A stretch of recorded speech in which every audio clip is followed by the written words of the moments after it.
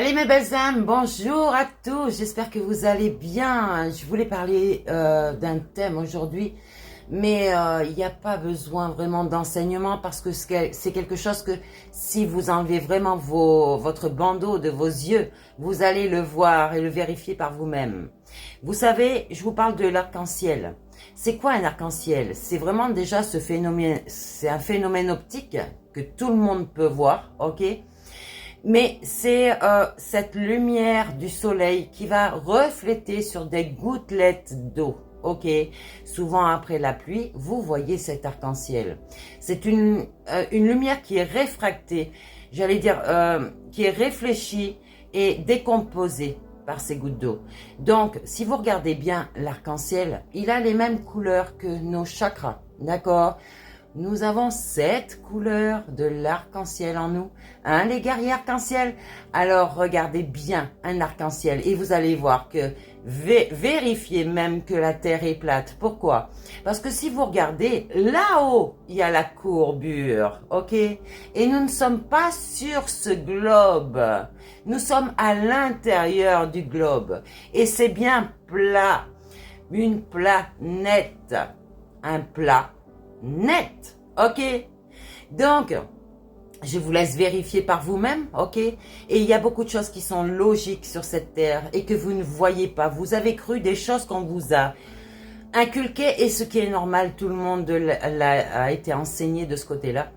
Et à quelque part, si vous regardez bien, c'était pour nous trahir dès la base, dès notre plus jeune âge. Donc, je vous demande vraiment de bien ouvrir les yeux, d'accord, et votre troisième œil. Parce que oui, l'éveil spirituel, c'est compliqué. Et c'est un reformatage en fait de tout ce qu'on a appris dans ce monde. Et comme je vous ai dit, l'arc-en-ciel, c'est vraiment un pont entre le ciel et la terre. C'est un signe d'espoir, de l'esprit, d'accord, du renouveau et de cette connexion divine. Donc, une alliance entre le divin et nous. Mais attention, votre divinité, elle est à l'intérieur de vous, d'accord? La divinité de la terre, c'est la nature. C'est tout ce qui nous entoure. L'espace, il est autour de nous. Il n'est pas je ne sais pas où là-haut perdu. Ok? Et notre soleil, il est beaucoup plus près que ce que vous pensez. Parce que s'il était aussi loin qu'on nous le disait, vous ne cuiriez pas au soleil, vous ne bronzeriez pas et vous n'auriez pas non plus de coups de soleil. La lune, c'est pareil, elle est beaucoup plus proche que vous ne le pensez. Et oui, tout ça est dans notre espace, sous cette bulle, une sphère spirituelle, l'ozone de la Terre.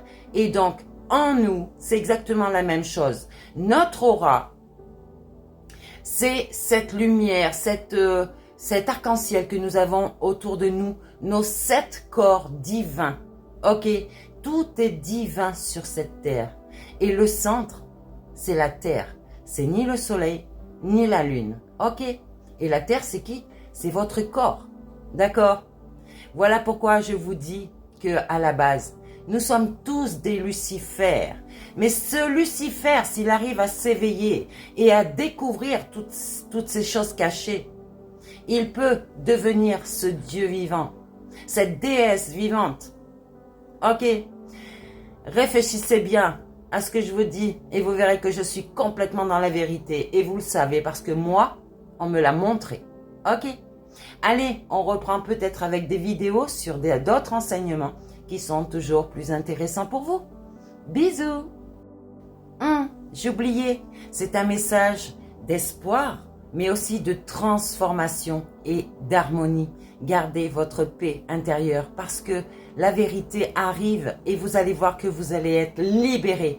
Parce que ce qui vous manque, c'est ce qui est à l'intérieur de vous, que vous n'arriviez pas à comprendre.